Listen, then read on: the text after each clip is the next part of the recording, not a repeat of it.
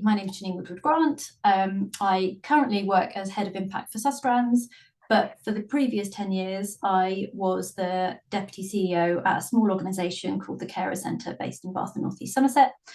And for the last 3-4 years that I was at the Carer Centre, we went through quite a large-scale digital transformation. And we didn't know what that was going to look like at the start, and we didn't know what it was going to include, but we knew we wanted it to be quite big. We knew we wanted to be more fit for purpose as an organisation going into the digital age. We knew we wanted to reach more people, support more people, but we knew that we were not going to have more money. So we needed to look at ways that we could utilise digital technology in order to do that. And we really, when we started this journey, we really didn't understand what that meant, but we knew that's what we wanted to do. So this was our recipe.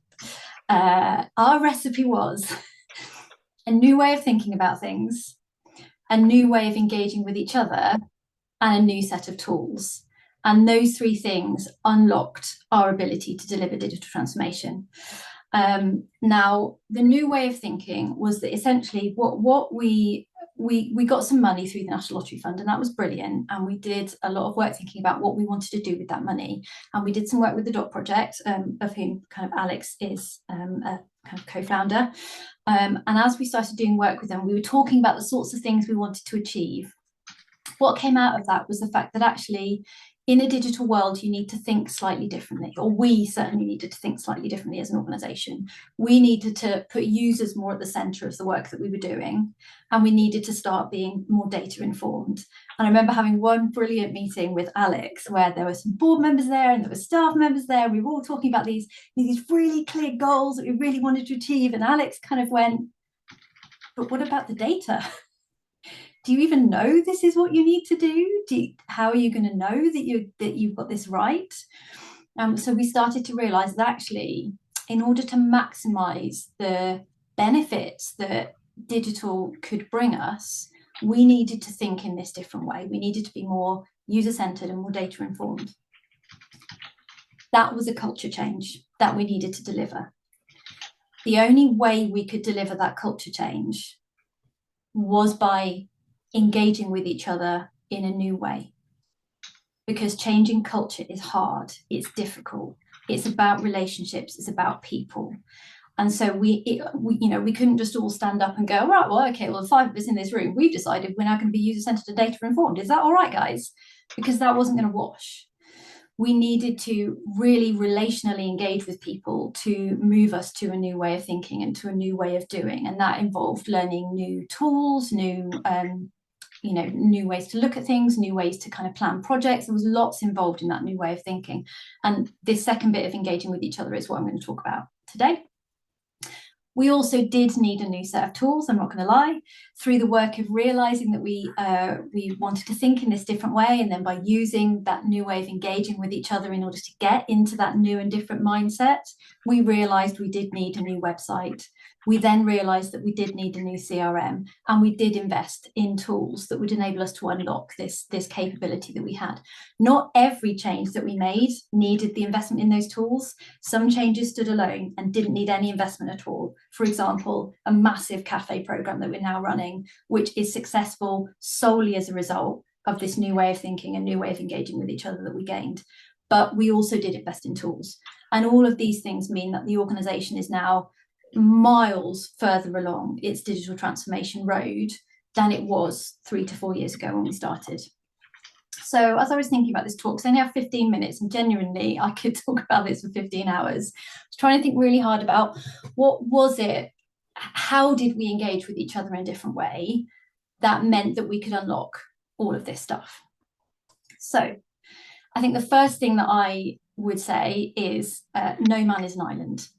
And I think the first thing that we learned about how we needed to engage with each other was this whole journey of transformation is relational, and how you build those relationships of trust and openness and kind of understanding really makes a massive difference. And I think there were points on this journey where I forgot this And I went, I'm leading this transformation. I can drag this transformation to where I need it to be. I know I can. And I couldn't, because you can't.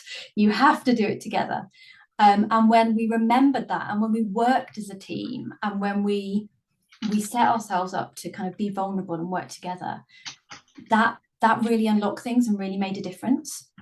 And we spent time, and I'll talk a tiny bit about that in a minute, we spent time with Alex looking at what that looked like and what that meant. I think the other example I'd give around kind of this is obviously we couldn't deliver a website on our own. We needed a digital partner. And I think the same thing applies. No man is an island when you're working with a digital partner. We couldn't just say to that digital partner, please go away and build us a website, and them to come back and go, here is your website, and us to go, brilliant, thank you very much, here is your money. That is not, for us anyway, that is not how it worked.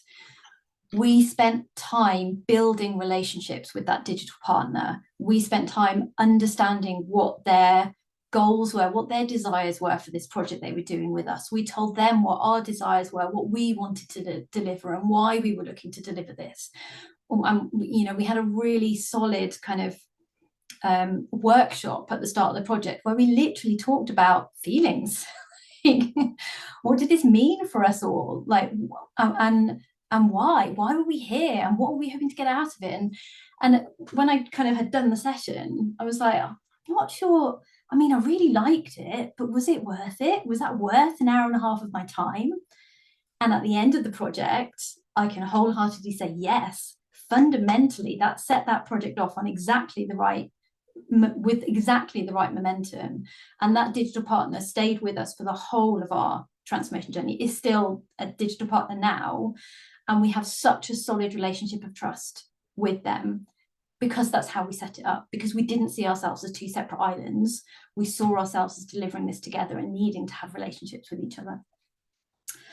The other thing I think I'd say is that curiosity is key.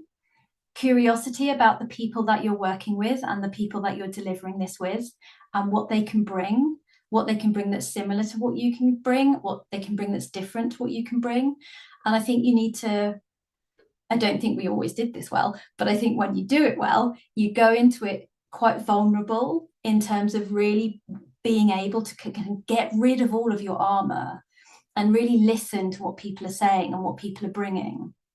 And I remember one moment where we were working with Alex, and some of the stuff she's going to talk about later about kind of roles in projects that are different to kind of job titles, essentially, and they're two quite different things. And we were doing some work around roles.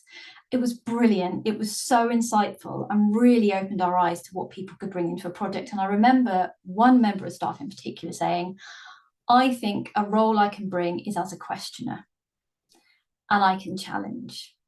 And until that moment, her questions had slightly irritated me, because I'd be thinking, we're doing this, why we just need to move forward, I don't want to question. And then that understanding that was a role she was playing that was really valuable for our project massively unlocked something for me in terms of how different people bring different things. And that was a valuable role that she could bring. And I needed to listen to her. I needed to leave my baggage behind, that I didn't want these questions, and actually see that was a valuable role. And it's really helpful to have a critical friend on a project who's checking and making sure that, like, someone like me, who's like, yeah, of course we can do these 10,000 things, and we've actually got money to do one. I need someone to rein me in. And that she did that role really, really well. And so I think it's, that when you're thinking about how you put relationships together and what you want to do to create a really strong team dynamic, being curious about what other people can bring and being vulnerable about seeing where you maybe have blind spots and where you might need to leave some baggage behind is really, really helpful. I don't think we always did that well, but I think when we did it well, it worked really well. This, I'm sure you have all seen slides like this and talking about digital transformation. Even as a team, this is what our journey felt like. However, it felt like being in that car, because even though it was a massive roller coaster, I was doing it with other people, and I could share that roller coaster experience with other people, and they could share their experiences with me, and we could all feel sick together. It would have been way worse if I had been on that roller coaster on my own, but I wasn't. And that was a brilliant part of our entire journey. And final slide. It also felt like this. This is an analogy that Alex gave to me through some of the work that she did, and I have genuinely taken this so much to heart. I have already used it at Sustrans because it's so repeatable. The reason that this analogy, that this kind of picture is representative, is because going through digital transformation can feel a bit like you're in a peloton. Alex can probably say this a lot better than I can, but I'm going to give it my best shot. If you're leading it, it's really hard because you're the one that's taking all the headwind, and you're pedaling and you're pedaling and you're pedaling, and everyone is behind you. There are points where, as a leader, I think you need to step back into the peloton and let other people lead the transformation and take that headwind. And then you can move back up to the front yourself. And it's a constant, if you're working in a really strong team and you've got a really good dynamic, it is that dynamic of what is the point at which someone else can kind of move forward and take the headwind and take the heat off you, and let you, give you a chance to recharge. And there was a brilliant example of this when we were going through our digital transformation. We really wanted to take this kind of this more user-centered approach, and we were doing lots of workshops about this, and we had a specific project where we were trying to change the way we delivered some of our work around former carers to be more user-centered. And we'd had loads of workshops, and we thought we had a plan, and then we had a meeting, and it basically all fell apart, and I won't go into the reasons why. But at the end of the meeting, I was like, how is this user-centered? Like, isn't this just what we used to do? Like, what's gone wrong? And it was a really tough, really challenging meeting. And I came out of that meeting just feeling so deflated and like, I can't lead this anymore. I just feel like we're not going where we need to go at all. And I went away for half an hour and ranted to my poor husband, who is my rubber duck and who gets a lot of my rah. And I came back to my computer, and in the time that I'd gone, someone else in the team had come into our team chat and gone, well, that was quite difficult, but I think what we can learn from that is this. And then someone else had come on and said, yeah, and I think next time we could do this. And then someone else had added in the conversation, without me being there at all, everyone had come on and kind of put positives of things we could take away and ways we could take it forward and be more positive. And all of a sudden, the Peloton analogy that Alex had given me weeks, months before just shot back into my head. And I was like, oh my gosh, this is other people taking the lead and moving to the front. And I can step back. They can take this and lead this, because we had worked on our team dynamic and we had that vulnerability and that strength together, that other people felt able to step up and lead, even after a really challenging meeting. And it was transformational and so brilliant, and nothing to do with me at all, because I've been the one that had gone, it's not working, I'm leaving. It was everyone else who'd taken it forward. And I think what I'll end with very quickly is there are definitely challenges. The day job, massive challenge. If only we didn't have to do it, this would be so much easier. I think everyone's also on their own journey. A big challenge for us at the Carer Centre was that some people didn't want to join in. They weren't where we were in terms of where we wanted to go on our digital journey. They were maybe a bit scared. They were, they didn't understand why we were doing it. The day job was too much for them for whatever reason. And I think that can be a real challenge when not everyone is moving at the same pace. And how you manage that, I think, is something that Alex spoke to quite well in the last session. So if you get a chance to watch that, I would watch that, about the mountain and people being at different paces. But that's a bit of a challenge. And I think transformation speed can be quite difficult as well, because sometimes it can feel like you're going absolutely nowhere. And that can be quite demoralizing. Whereas if you actually take a step out and look, you've moved miles. And I think, transformation speed can be a little bit difficult. So very, very quickly, I will now definitely end by saying the one thing that I find lovely about the transformation journey at the Carer Centre is that I've left and I was leading the transformation, but I knew that it would carry on without me. And it has. I got a message 2 weeks ago from another member of the team that was doing all of this with me saying, I just wanted to let you know, I'm sure you knew this would happen anyway, but it is carrying on without you. We have just delivered our first session to new staff around our approach to being user-centered and data-informed, and all of the user experience tools that we use in order to deliver this. And that for me is brilliant. The journey is carrying on. It wasn't about me. It was about the fact that we built a team that delivered transformation, and one person stepping out of that team doesn't break it. So that's it. That's my talk. Thank you, Janine. That was really lovely, and I certainly got a very clear sense of the journey that you've been on, and the roller coaster that you were riding, and some really interesting and valuable stories. We're out of time in terms of Janine's slot, so if you do have questions, if you could post them in the chat, then we'll save them. And Janine, I think, said that she'd be happy to answer them, and what we'll do is we'll post them into a meeting document so that people can come back and see what the answers were to those questions.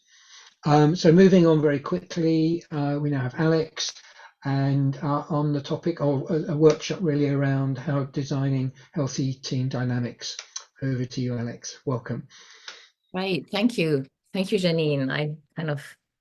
It's very nice when I see that my weird and wonderful analogies keep staying alive. Yeah, this is something that is very, very close to my heart. So my background is actually anything to do with helping teams perform better. So I had kind of reworded the workshop really, how to design healthy team dynamics to deliver successful projects.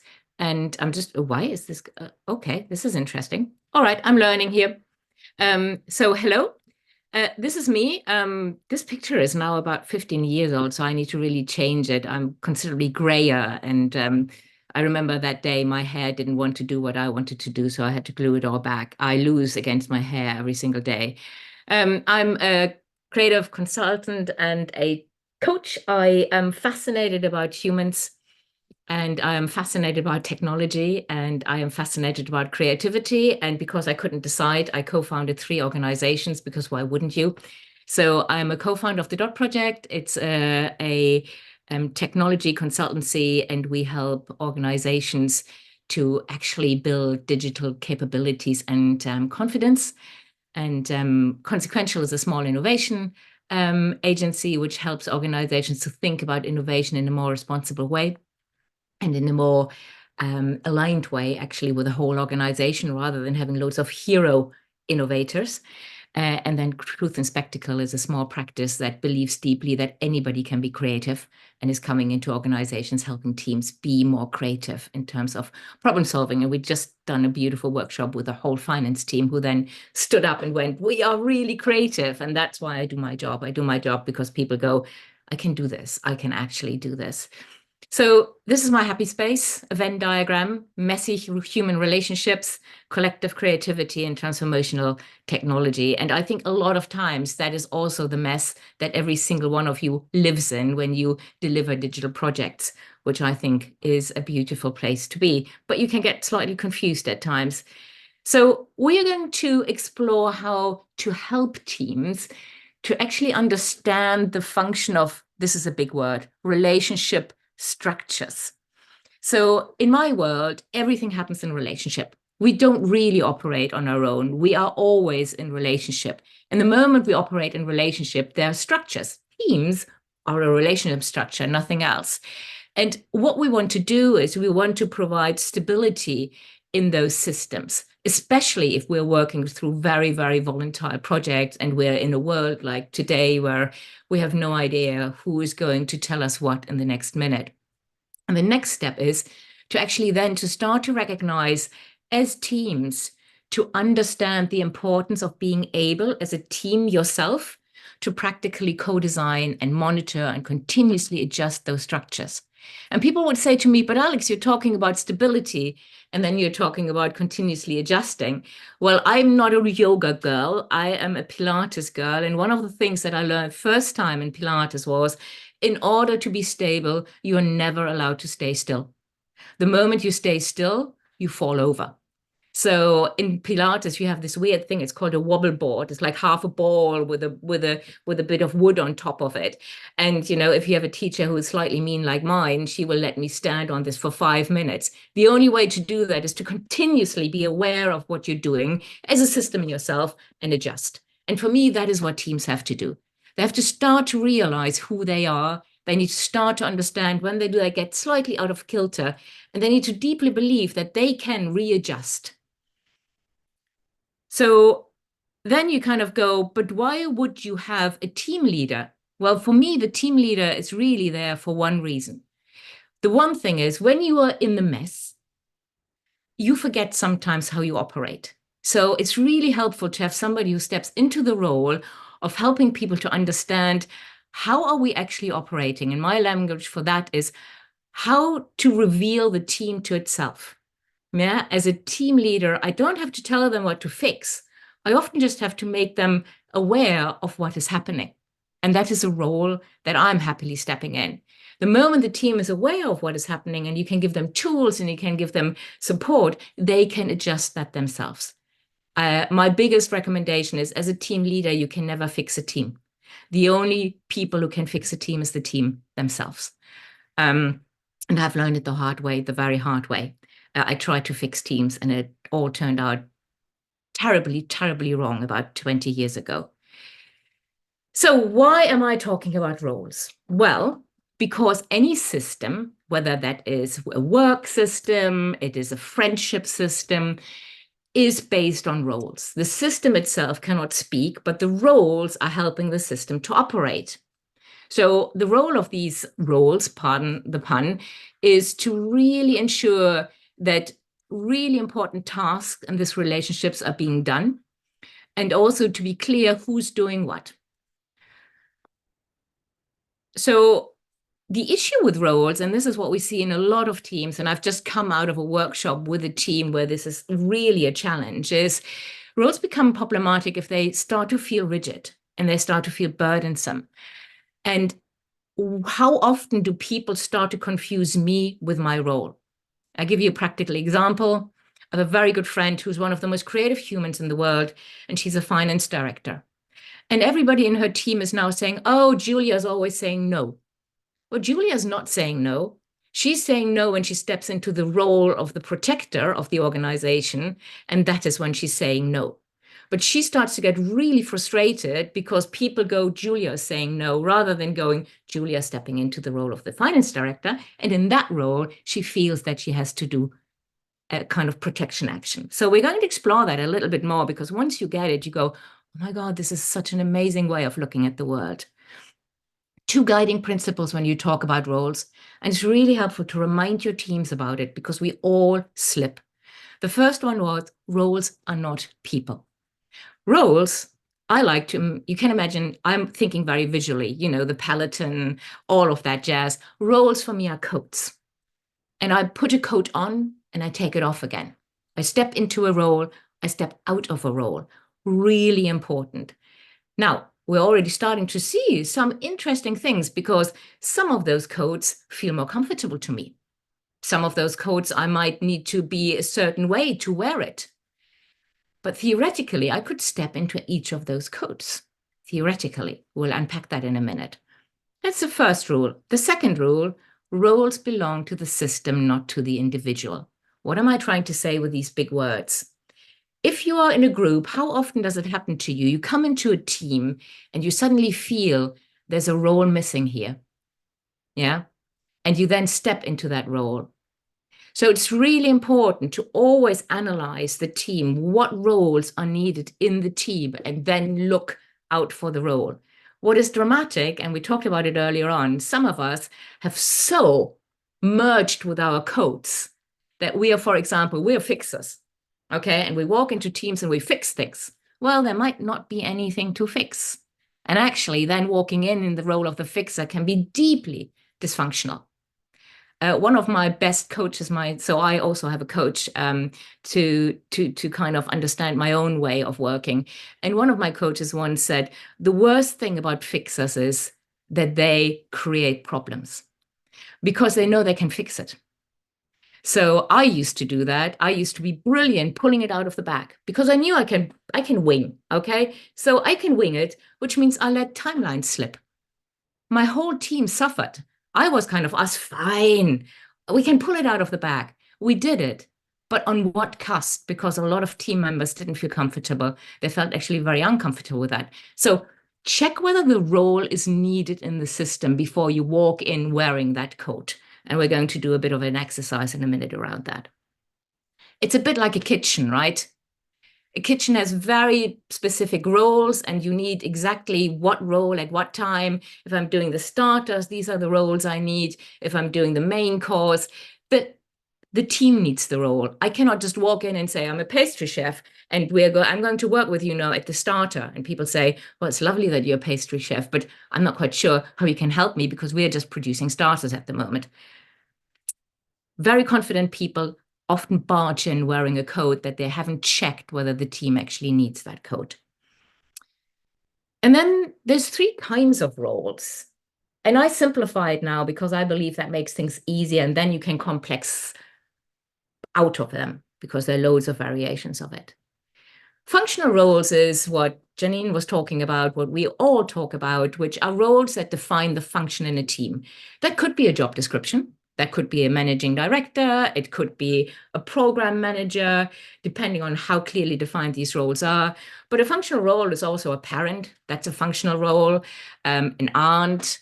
So they define the function. And then there are other roles, and these are the roles that really, really support team dynamics, which are relational roles. I loved how Janine talked earlier about transformation is relational. Well, that is a job. And unless you talk about that job in your team and you understand the roles you need around holding that relationship, nothing good comes out of it. So relational roles are the roles that we need to hold relationships. And Janine gave a great example. A challenger is a relational role. The team needs a challenger in that relationship. Just imagine if everybody would just say, yes, we're going to do it like that. Not useful. Just imagine a team that is full of challengers. Not necessarily a very productive team, but it depends on where the team is. So I'm at the moment collecting loads, and there's so many more just for you to get going to think about what could relational roles be. These are a couple of ideas. There are so many more. And it's all loads of different models and lots of different frameworks. I always say all models are wrong. Some are helpful. So Robin Steele, what relates to you? So a relational role could be the mover, the human who kind of steps into the role to initiate action. The carer, somebody steps into the role to really care for the team at that time. The storyteller, they step into the role and they bring experiences to life and share stories. The shaper, they take ideas, initiatives, projects, and you will come up with your own language. Now, the really important thing, these roles are available to everybody. Yeah. When we talk to functional roles, they're not necessarily, because you might need special skills to be a project manager. You might need to have special experiences. Relational roles can be stepped in by anybody. This code is available to you. In how many organizations do people hog codes? Okay. They don't bring that code back to where all the codes hang so somebody else can try it. This for me is also one of the most amazing areas to help people grow. So if your team wants to grow, if you as a leader want to grow, start to think about which of these roles are you really comfortable with. So again, yeah, I am really comfortable with the role of the challenger. You can throw that code over to me, I put it in, I walk into a room. That's an easy one. Over the last 5 years, I have to hone my ability to wear other coats. And I started to really, really hone my coat as the observer. I was not a good observer. I was much happier talking, challenging, being there, stepping into the arena. And now I start to understand that actually in this team, the team doesn't need a challenger at that time, but what they really need is an observer and a sense maker. So I'm going to put that coat on. You can start to see there's lots of fun to be had with that. I work with an architectural practice where people at the beginning of each meeting agree which coats they're wearing so that they're testing it. So you're saying, I'm going to take the coat of the challenger today. Oh, that's interesting. I'm going to take the coat of the protector, right? Because a team needs a challenger and a protector to get the balance right. So I also always ask people, have fun with this. Start to think about that. Functional roles are often reduced based on their experience and their skills. Relational roles are as needed in a team, and everybody can step into them. Does that make any sense so far? I'm speaking at high speed. And then there's the third idea of roles, and then I'm going to get you a little reflection. Ghost roles.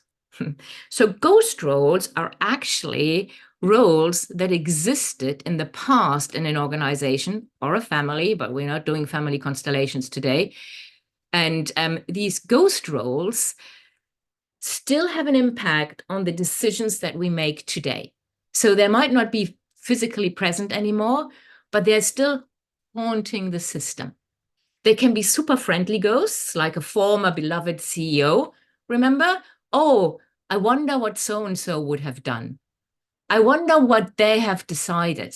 So this role isn't in the room anymore, but everybody still refers to it. Or they can also be troublemakers, or people that we really wrangled with. The interesting things, they're actually not people, they're the roles. So I worked with a team where there was a role of a past digital transition leader. And that role wasn't well occupied and really dramatic things happened. So when the next person stepped into that role, they suddenly got faced with all of that ghost perception of the old role. And I'm going to have a little exercise later on for you to take home and to start to see what roles exist, how do they look like, how do they haunt us? Because the beautiful thing about ghosts are you can't get rid of them. But the moment you know them and you speak them out, they lose their fear. Ghost roles can also be things. Okay, so I worked with an organization who had the former IT system was a ghost role. So whoever wanted to come in and introduce a new IT system just got hit. And they had no idea what happened because they couldn't see it. They didn't know about that former. So part of my job when I work with teams is actually to go on a haunted house exercise to say, what ghosts live in this team? Can we make them real? I asked them to put names to them. I asked them to draw them. And then we have a gallery. So when we talk about it, people can go, it's that ghost. It's back again. Okay, let's have a conversation, inviting that ghost out of the conversation. So functional roles, relational roles, ghost roles.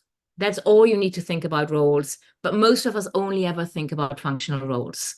So if you start to really think about these are the functional roles we need, but here are also a whole lot of relational roles that we need. Who can step into those? What of those roles are comfortable for me? And what of those roles do I need to learn? Quick reflection, maybe like 3 minutes in your own time. We're not going to put you into breakout groups, but it'd be nice if you share something in this in the chat afterwards. So think about your functional roles. Sorry, that is a typo. Think about your relational role. That's me being overexcited. Think about your relational role. Which are relational roles that people might associate with your functional role? That is the way around. So sorry, I confused yourself and me because I just rewrote that chart. So think about your functional role. And now think about, are there any relational roles that people might associate with your functional role? I gave you an example. A lot of finance directors battle with the assumption that they are no-sayers, that they are protectors. And once you work with a finance director who's a challenger, that's, wow, how is that happening? And I work with a finance director who's an amazing challenger, and they protect very little because they actually see their relational role as a different one in our little system. Does that make sense? Or you might be a strategist, right? I would assume a lot of people would expect a strategist to be a challenger. And maybe you're a different strategist and you start to go, oh, that's a bit weird. Why are I'm here and I feel people expect very different things from me. So have a bit of a think, where has that been helpful and where has it been unhelpful? So in your functional role, your job title, are there any relational roles that people might associate with your functional role? It's just association. So give you 3 minutes to think about that. And when you have some examples, just put them into the chat.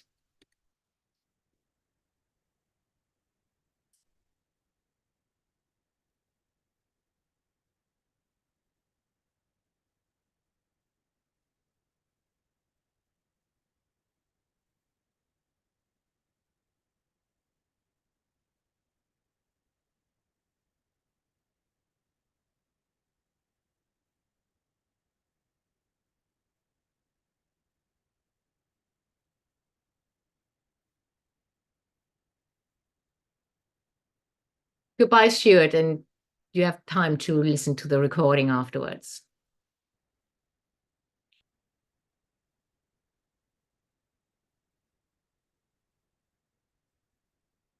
Goodbye, Alina. It's a Tuesday. It's a busy day, isn't it?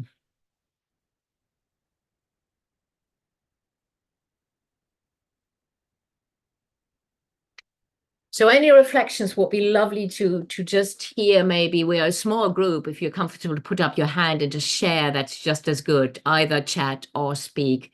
So a situation where you were associated. Yeah, absolutely. I think that's a great one too. That is when they become fixed. That is when it is not working. You know, when we go, this is the person who does consensus making. They might be very good, but there might be loads of other people who are as good as it. Relationship roles should always be open to the team. You should have open conversation. Who wants to step into that role? Because also that is such a development opportunity for people in teams. Such a powerful development within your functional role. I can hold many relational roles. That is how I grow. It's the best way of developing leadership. Absolutely, you know, that you just swap it around and people start to get really excited. I'm going to move on, but do these reflections in your own time. Do them with your teams. Challenger helps clarifying what is needed, but can feel draining and unpopular. I love this. And this is leading me exactly into my next slide. So thank you so much for that, Simon. Watch outs around roles. And they always happen. They happen all the time to all of you. Role confusion. We all know role confusion, okay? Other people think you're in a different role. That can be either a functional role or a relationship role. So we know that. That is not a good thing. So we need to create clarity. But what actually Simon has just talked about is role exhaustion. If we get pigeonholed into a role. Now, I know that a lot of heads of digital, which I was a long time ago for some of my sins, were always expected to be the challenger. And this is why a lot of us just burned out. Yeah. I went into a board meeting wanting to be the observer and the sense maker. And the board wouldn't let me. They would say, but but Alex, so challenge us. How do we do things better? And I went like, but this is not just my job. Yeah, but I could not step out of that code. That code was suffocating me. And other people wouldn't allow me to take the code out and put another code on, which anybody can do in a relational role. Most people who come to me because they're looking for a new job, I also do one-on-one coaching. I do a lot of career coaching, want to leave their job, not because the job is not great, but because they're suffering from role exhaustion. So if you can start to address that in your team, that's going to be amazing. You can hold people. Is it really the job that is exhausting you, or is it the role that is exhausting you? How can we redefine the role? How can we help the team understand that this is not your role? It is a role that sits in the system and people can step in and out of it. Role preference. Yeah, we are, right? We're preference. And there's still discussion about nature and nurture. You know, maybe there is a Belvin test. I can talk to you about all of that over a glass of wine, why all of these tests are only really telling you how you are at this moment in time. Hardly any of these tests can predict how you're going to be in the future. But it's going to be really interesting to think about. Challenge your role preference. If you notice I'm a challenger, look into the team. What does the team need? The team needs a carer. Carer role is very hard for me too. I realize there's a carer role. I can step into that carer role. Am I as good as in the challenger? No, but it doesn't matter. It benefits the team. It's not about me. Roles are not about you. They are about what you bring to the team. Role shifts. You don't notice that the role is shifting. You might not notice that the team doesn't need the role of the carer at the moment and you're still hogging it. I've seen that. Teams that got overcared and they got suffocated with care. And then poorly occupied roles. And often that is the case because there's a lack of clarity, right? So people step into a role and they're just not well, how would you say, prepared for that. So all of these things, you just have to watch out, really. But you can manage all of those. And I will introduce some tools around that later on. We've talked about these. Look, I've done it immediately, much better than that. So quick reflection. And again, 2 minutes just for yourself. Also for me to stop talking for 2 minutes. Experiences with teams. Have you ever witnessed how any of these watchouts create tension? So exhaustion, confusion, a shift that nobody noticed, and suddenly you hold a role that isn't needed anymore. Can be both functional or relational role. And how did you manage that? Just have a think about that. And I just put those back up here. So those were the ones that we talked about. Have you experienced any of those? And how did you manage that? Either as a manager or a team leader or yourself.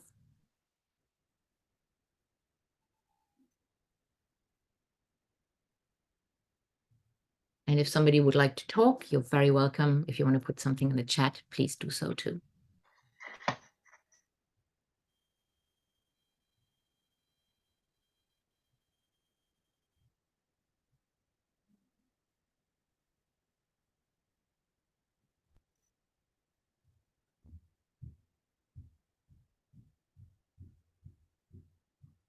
Maybe quick hand. Who has ever experienced a role exhaustion? That you were holding a role that you didn't? Yeah, I know, Janine. Yeah, it's so easy. But now you have words for it. And that is what I love about the work I do. When people ask me, what do you do? Is I give people words to articulate what it is that they would like to change. And I guess recognizing that is maybe the point in time to think about encouraging others or stepping back and specifically taking on another role. Yeah. Also, just stopping jumping into that role, right? Just bind your hands behind your back and just sit there and go, ugh, it's so hard for me. It's so hard for me. And I know that. And the people I work with me, Annie and Kat, who are amazing, who are the other co-founders of the DOT project, are so kind because I still jump into the role of the challenger when I don't have to, and it's actually not my role or it isn't needed. That is exactly it. This is why it leads to dysfunction. And it's actually not that difficult. You just need to create an environment where you are openly talking about these things and where people can openly go, hold on a minute, you're hogging a coat. I'd love to try that coat. If you're like me with my visual language, or you say, well, you're hogging this role. Can I please step into this role? Right? Or you have a preconception of what my functional role looks like. I can do my functional role in a challenging way. I can do it in a protector way. I can do it in a caretaking way. You are just stereotyping my functional role. So start having really good conversations about it. All right, I have spoken a lot. So tools, we still have 15 minutes, which is exciting. This is a tool that I use and it looks very different because I don't really like very rigid canvases. I know some of you love working with it and I think they really have their role. I create my own canvases based on the challenges that the team is asking to help me facilitate. So the first thing is actually build awareness, what kind of roles you might need. And here is one, if you think about this is generally how agile projects work. envision, speculate, explore, adopt, and close. We always think about what roles are needed in which states from a functional point of view. But what I would love you to start to think about, what relational roles might the team need? And if I start talking to you about that, you would think at the beginning of a team adventure, what kind of roles would the team probably need if you start to step into a new project that is unknown? What relational roles do you think you might need? Just blur it out. We're a small group. What would the team need as a relational role as they step into a new, big and scary project? Facilitator. Facilitator, absolutely. Also a challenger and a visionary. Absolutely, right? Now, if the shit hits the fan, pardon me, I swear a lot. I used to work in advertising. You can take the girl out of advertising, but you can't take advertising out of the girl. So, and this is where because I worked with so many dysfunctional teams then for many reasons, which again, I'm happy to share over a glass of tea or coffee or wine. When the team is in the shits, the least they need is a challenger role. Yeah. What role would they need then? The motivator, the consensus builder, absolutely. And how many times have you seen people stepping suddenly in another role because they're comfortable in that role? Yeah. I always said that. So we had to pitch, we had to present creative ideas a lot. And there was a lot of stress. At the beginning, you needed the challenger and you needed to have the creative critique. But a day before the presentation, people still stepped in as the challenger, as the critiquer. And that broke the teams because there wasn't enough time anymore to change the idea. Yeah. So I actually created some practices which said the role of the challenger is politely uninvited 24 hours minus T, if you see what I mean. A day before the presentation, we will not challenge each other anymore. Unless you contract on it. Yeah, it's a very tight timeline and you want to do it, but talk as a team, what roles do we need rather than assuming the role you need to do.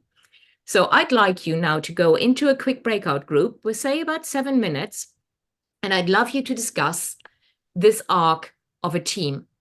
So the strategy has changed, a new project kicks off, lots of activities everywhere, the team is exhausted.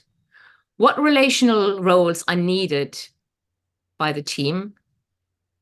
And then what do you need to monitor collectively to have a better understanding what roles are needed? Does that make sense? And we're going to put you into little groups.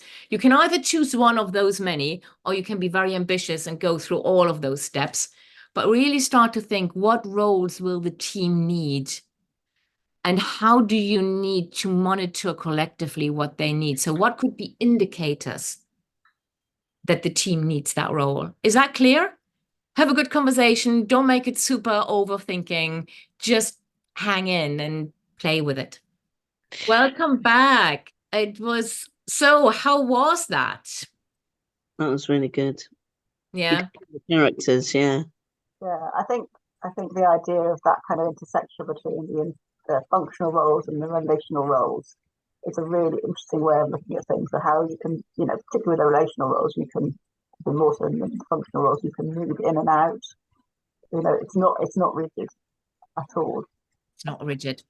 And you can shift your role. And actually, I had this conversation with teams where they said, I want to have a new role. I'm progressing. And we started to introduce this idea about functional roles. You're still a project manager. That is your functional role. But your progression is actually to start to explore these different roles.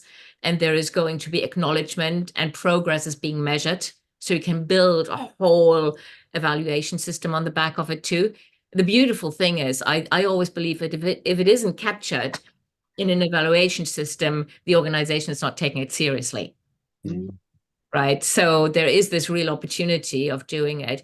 And I think the most important thing, and that needs time to really get into people's head, we are not criticizing you. We're talking about the roles that you inhabit. Okay, that is all it is. Because that is also, I think, the hard thing, that people have a go at you as the challenger. They have a go at the challenger. They don't have a go roll at you. Now, you might not do it well, poorly occupied, that's a training, right? But very often they have as you said, Janine, you know, that woman who said, oh, I'm going to be a questioner. And you went like, oh, that's a role. I can accept it as a role. As part of the conversation, it was bloody uncomfortable and not very helpful, you know. So you also give them a job and a responsibility. I'm very aware I'm going to overrun for 2 minutes. I hope that's okay, Kate and Richard. I'm just going to give you some more tools. So there's a couple of tools, some of them you know, and there are more, and I will send a whole list of tools in our write-up. So when we talk about roles, and we talk about the importance of clarity, you might have seen that one. That's from Kate Leto. I like a lot of the work that she does. This is the idea of a role canvas. So you can use this for functional roles. And I really like that. Why does this role exist? What are the accountabilities? No, this is interesting. So human skills, I would probably use different language, but I would probably here start to introduce also, you know, what relational roles will be helpful associated with this role. Okay, so you could start to introduce this. I nick any canvas and just bastardize it because I think that is just really helpful. And I don't think you're hurting anybody. You're taking what is helpful for you and readjust it. So they're great role canvases and they create clarity. Who knows de bono, the exercise of the 6-hat exercise? Anybody? So I use that a lot. And I use that a lot in retros of really complicated things. De Bono's theory was that actually, if you start to look at things in specific views, you will get much more knowledge out of it. So rather than discussing aimlessly, we're going to either give people different roles, they wear a different hat. This is the person who's going to critique this project purely from facts. This is the white hat. The yellow hat is, this is the person who's going to bring the optimism, the positive, the value, and the benefits in. This is the person who is going to be holding, hat, coat, caution and criticalism. There is a person who wears the green hat. This is about new ideas, concepts. And then the blue hat, this is about the thinking process. And then the red hat, this is the feeling process. I have run this many ways. I have done that in rounds where everybody was wearing the same hat. We're now looking at it through the hat of red. But I also have given people different roles and people volunteer to step into different roles. So that is a way that I use relationship roles now. So the architectural practice that I work with, they at the beginning of each meeting define which role, which hat they want to wear from a relational point of view. And it's an open conversation and it has changed the practice. They started with having a post-it more or less on their chest, and now they don't need that anymore. But, you know, make it as easy as possible. Challenger, protector, sense maker. And they learned so much. They also learned so many skills. They are now comfortable that they critique each other at the end about the quality of the roles. I would not suggest you start there. You need a lot of trust to do that, right? But they now have a shared understanding what is a well-occupied challenger role. What do we do as a challenger? What don't we do as a challenger? But that was a journey. What or who is haunting you? I love this. This is fun. This is fun. This is a way of working with teams. Unless your team is deeply traumatized, then please do not use that. Then you need to bring a trauma expert in. But if the team is solely haunted and not traumatized, I would really go and ask, what ghosts are here? You introduce the concept of ghosts. You just ask people to work in small teams and come up with the ghosts that live in the team or the ghosts that live in the organization. You then ask them to visualize them. I have beautiful things. I have gorgeous imagery of people illustrating. And remember, you don't talk about people, you talk about roles. So you also correct them. If they say, oh, it was John, you say it was the CEO.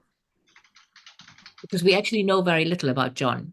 All we know is maybe that John wasn't the best fit for the CEO, but what they experienced was the CEO. They experienced the role, not the human. and then give it a name. It's fun. I generally do it. I don't take more than half an hour, but we come back to them continuously. We also go, which of those ghosts is really there at this moment in time, right? And sometimes we have an open conversation of what can we maybe, are there any ghosts that we can let go? And sometimes we can't let a ghost go because it's still haunting us, but we now know it's haunting us. We're not scared about it anymore. We have met it. It wears blue hairs and a string of pearls. This is actually a real ghost in a very large organization. I'm not sharing what it is, but it was really interesting. So this is a bit radical. I'm working with a pretty big charity at the moment who are going to do this. They're just looking through data security, but they have identified one of their biggest problems is that job descriptions are generally somewhere filed in the HR department and they change continuously, and that change is never making it into the job description. So they are going to put all of their job description as Google Docs, totally visible, so that when any job description changes by can you just come and have a chat with me? I'd need you to do this tomorrow. It goes immediately into the job description. It has really helped them because suddenly it's becoming a slightly bigger thing. And slightly, you're not just having a conversation on the side as, oh, and can you do that? Because it's on the Google Doc, you can get it quickly into the job description, but you start to realize I'm changing the job description. Is that okay? It's just about being clear about the intent. So it's a very helpful tool. It's a big tool. You need to get everybody involved. It was a long journey for them from a data protection point of view, from an HR point of view. And not everything is on the job description, but it is, everybody is seeing when jobs are changing and why they're changing. Summary, and then I'll let you go. Teams understand the roles that are needed in the system when they start to understand what is happening. Reveal the team to itself, introducing that, okay? Teams can design for clarity rather than rigidity. That's an amazing ability for a team once they understand the concept. Teams don't confuse people with their roles, which means team members will not feel locked or stifled. Teams are able to talk about what is haunting them in an open and productive way. And team members can grow by stepping into different relational roles. And I have now spoken for 45 minutes, and I think it's enough. So thank you so very much for your time. I'm very aware that I took a lunchtime on a Tuesday from you. Thanks, Alex. You're welcome. That was great. Simon's going to get some hats and coats. I have a group who do that. They got really excited about their hats. I have a whole hat collection now. It comes with some maybe negative side effects. This is a bit of more of a personal question, but so obviously you put these exercises kind of together yourself, but have you also taken part in any formal training yourself, or are there courses, or do you run courses that people can get involved in? So I'm OSC trained, so that is organizational. I'm also dyslexic, so I think organizational relationship systems. It's a coaching direction. I can only recommend it. It also comes with a cost because you will start to see the world very differently, as with any coaching training or psychotherapy training. So you need to be up for it. But I think it's still one of the best training. They do a fundamental training, I think, for just a weekend, which just the way of thinking about relationships rather than humans is changed the way that I look at the world and I work with teams. So that's a very practical one. There are lots of trainings around. So some of these coaches who've gone through the training have developed some stuff. I don't do trainings at the moment because I really love working with people. I do this at times, but my happy space is sitting with teams and figuring it out. But I'll have a bit of a look and I put it into the documentation that Richard will be sending out. Thank you, everybody, for joining us. A big thank you again for Alex and Janine. Just to reiterate what I put in the chat, which is if you've got ideas for future meetups, or want to have something that you would like to contribute, please let us know.